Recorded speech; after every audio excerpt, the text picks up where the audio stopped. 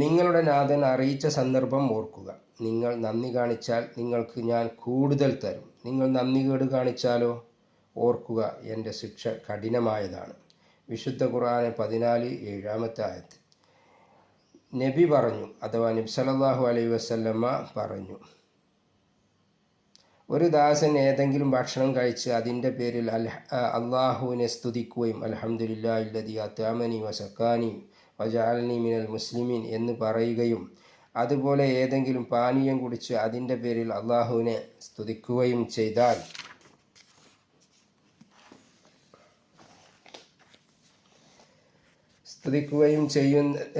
ചെയ്താൽ അള്ളാഹു ഇഷ്ടപ്പെടുന്ന കാര്യമാണത്. അള്ളാഹുവിന് വലിയ തൃപ്തിയുള്ള കാര്യമാണ്.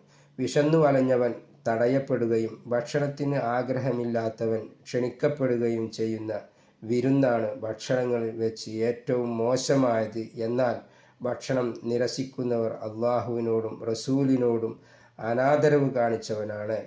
ഇവിടെയാണ് ശ്രദ്ധിക്കേണ്ടത്. കല്യാണത്തിന് വിളിക്കുമ്പോൾ ഒരു നേരം ഭക്ഷണം കഴിക്കാൻ അല്ലെങ്കിൽ ആ ഭക്ഷണത്തിന് താല്പര്യമുള്ള പാവപ്പെട്ടവരെയാണ് നമ്മൾ വിളിക്കേണ്ടത്. കാശും സമ്പത്തും ഒക്കെ ഉള്ളവർ എന്നും ഓർഡർ ചെയ്ത് കൊണ്ട് തിന്നുന്ന, അങ്ങനെയുള്ള എപ്പോഴും ഇറച്ചിയും മീനും അതുപോലെയുള്ള പൊരിച്ചതും കരിച്ചതും ഒക്കെ തിന്നുന്നവരെ മാത്രം കല്യാണത്തിലേക്ക് ക്ഷണിക്കുക. അവർക്ക് പ്രത്യേകം സദസ്സ് ഒരുക്കുക. അതൊന്നും ഒരു പ്രവാചകൻ്റെ അല്ലെങ്കിൽ പ്രവാചകൻ ഇഷ്ടപ്പെടുന്ന ഒരു ചര്യയല്ല.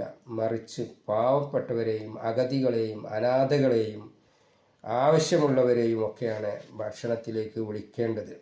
അള്ളാഹു അനുഗ്രഹിക്കട്ടെ.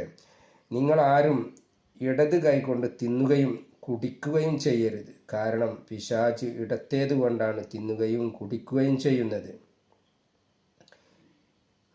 ഇബ്നു അബ്ബാസ് റളിയല്ലാഹു അൻഹു പറഞ്ഞു, പാത്രത്തിലേക്ക് ശ്വാസം വിടുകയോ അതിൽ ഊതുകയോ ചെയ്യുന്നത് റസൂൽ സല്ലല്ലാഹു അലൈഹി വസല്ലമ തിരുമേനി നിരോധിച്ചിരിക്കുന്നു. ഇബ്നു മാജ. അന്ധകാലഘട്ടത്തിൽ 1500 വർഷം മുമ്പ് പ്രവാചകൻ നമ്മളെ മാസ്കും അതുപോലെയുള്ള നമ്മുടെ കോവിഡിനെ പോലെയുള്ള രോഗങ്ങളൊക്കെ തടയാനുള്ള മാർഗങ്ങൾ പറഞ്ഞു തന്നിട്ടുണ്ട്. പക്ഷേ നമ്മളാരും അത് കൃത്യമായി പാലിക്കുന്നില്ല. അതാണ് പ്രശ്നം. അബൂ ഹുറൈറ റളിയല്ലാഹു അൻഹു നബി സല്ലല്ലാഹു അലൈഹി വസല്ലം ഒരിക്കലും ഒരു ഭക്ഷണത്തെയും കുറ്റം പറയുകയുണ്ടായിട്ടില്ല. ഇഷ്ടപ്പെട്ടാൽ ഭക്ഷിക്കും, ഇഷ്ടപ്പെട്ടില്ലെങ്കിൽ ഉപേക്ഷിക്കുകയും ചെയ്യും. ബുഖാരി, മുസ്ലിം.